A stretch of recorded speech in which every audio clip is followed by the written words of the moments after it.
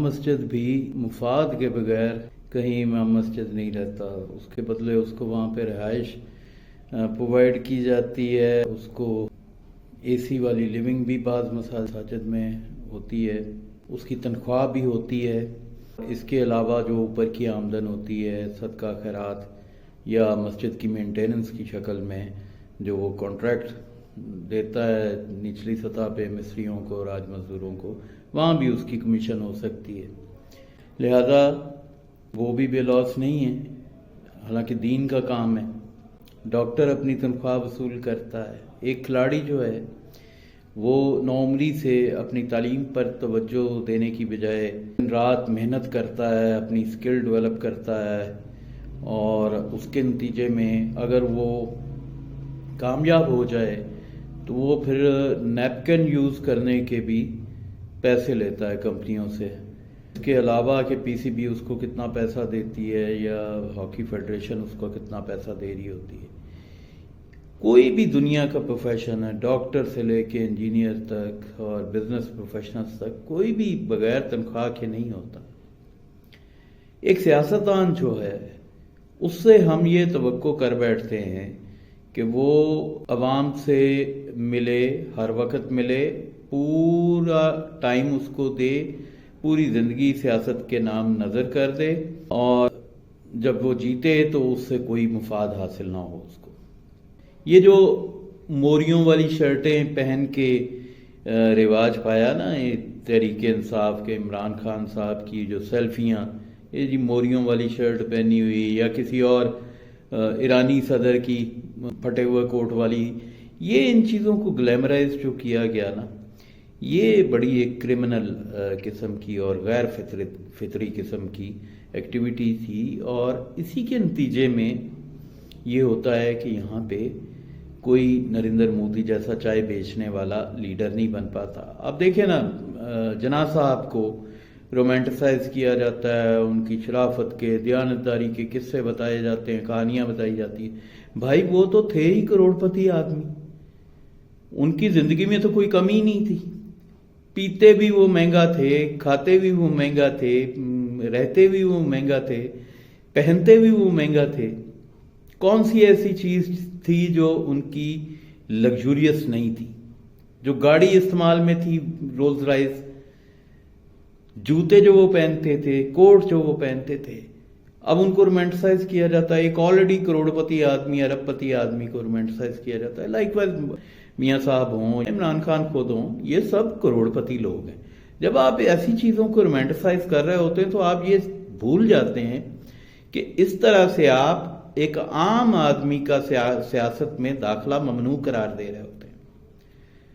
اور توقع یہ کی جا رہی ہوتی ہے پھنسانے کے لیے، سیاستدانوں کو ناکام کرنے کے لیے، کہ جی سیاستدان جو ہے وہ کوئی اس کے پرکس نہ ہو،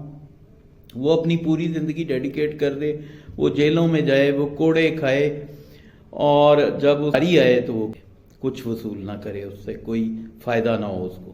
تو میرا یہ عذر تھا کہ جو سیاست ہے اس کو ایک باقاعدہ پروفیشن تسلیم کیا جائے، اور جو سیاستدان کامیاب ہو جاتا ہے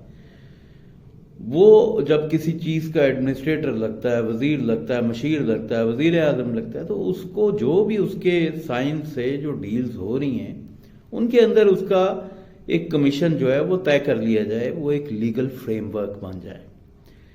تاکہ اس کو وہ چوری کرنے کی ضرورت نہ پڑے۔ ہم امید کرتے ہیں کہ جو بندہ جو ہے 28-32 کروڑ لگا کے سیاست میں داخل ہوا ہے، پہلی بات تو یہ ہے کہ آپ کا الیکشن کمیشن ڈفرز کے اوپر مبنی ہے۔ کوئی بندہ ایسا نہیں ہوگا کہ جس کا کوئی 10 کروڑ 8 کروڑ نہ لگا ہو۔ آپ کی لمٹ کیا ہے؟ 26 لاکھ 30 لاکھ 30 لاکھ میں تو بھائی حلقے کے آپ کے فلیکس پورے نہیں ہوتے۔ ایک صوبائی اسمبلی کے حلقے میں 104 گاؤں ہوتے ہیں، اور کوئی 2-1 شہر ہوتے ہیں چھوٹے، کوئی ایک تحصیل ہوتی ہے، تو یہ ممکن ہی نہیں ہے نا۔ تو ایسی جو غیر فطری چیزیں ہیں ان کو پروموٹ کیا کن لوگوں نے، معذرت کے ساتھ اشفاق احمد صاحب جیسے لوگوں نے،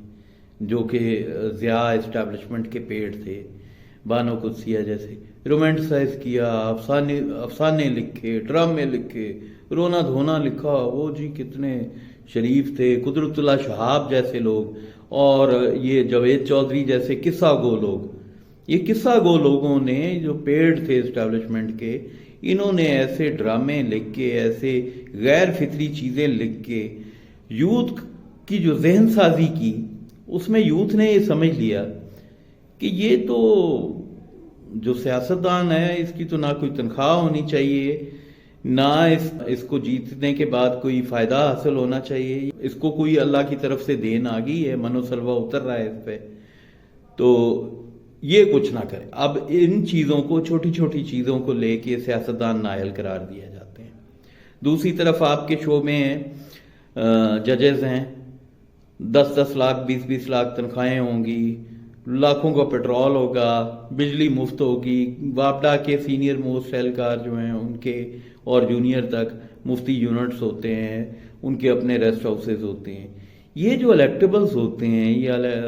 سیاسی نمائندے ہوتے ہیں، سیاستدان ہوتے ہیں، ان کے اس طرح کے پرکس نہیں ہوتے، یہ کوئی پبلک سرونٹ نہیں ہوتے۔ ان کو تو بالکل اس سپورٹس مین کی طرح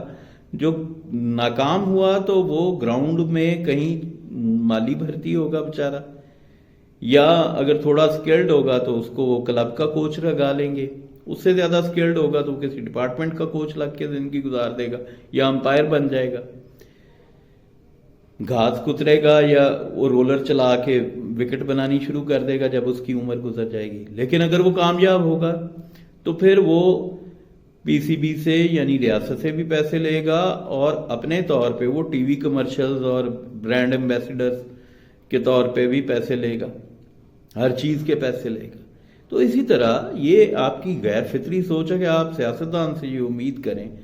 کہ وہ اپنے بچوں کا وقت دے کر سیاست کو، اپنی پوری زندگی سیاست کو دے کر اور تکلیفیں سہ کر، برداشت بھوکیں کاٹ کے جب وہ اقتدار میں آئے تو وہ کچھ نہ لے۔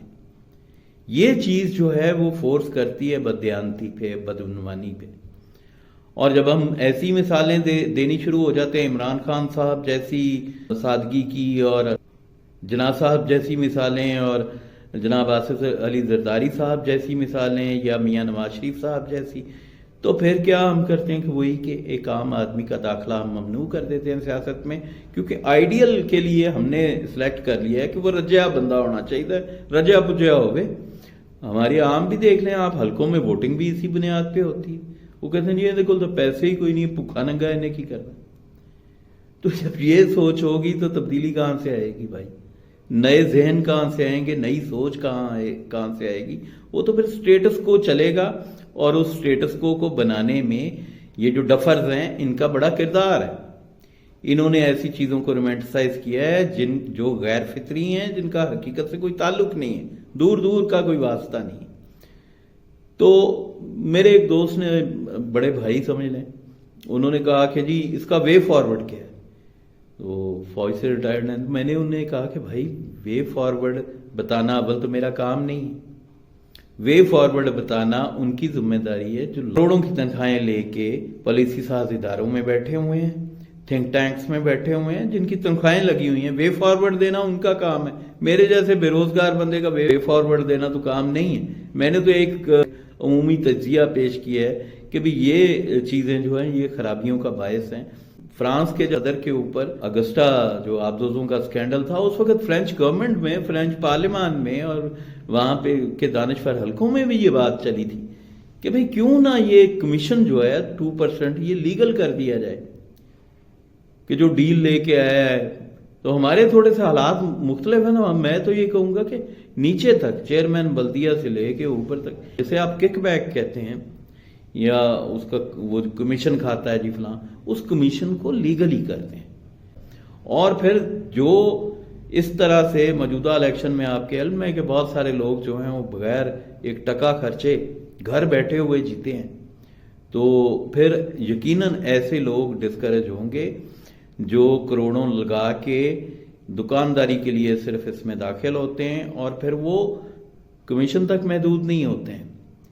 وہ پھر اس سے 10 گنا بڑے کام کرتے ہیں، جن سے ریاست کو براہ راست نقصان ہو رہا ہوتا ہے، ریاست کی معیشت کو نقصان ہو رہا ہوتا ہے۔ تو ایسی جو بدعنوانی ہے اس کو کاؤنٹر کرنے کے لیے ضروری ہے کہ آپ ایسے کچھ علاج دریافت کریں.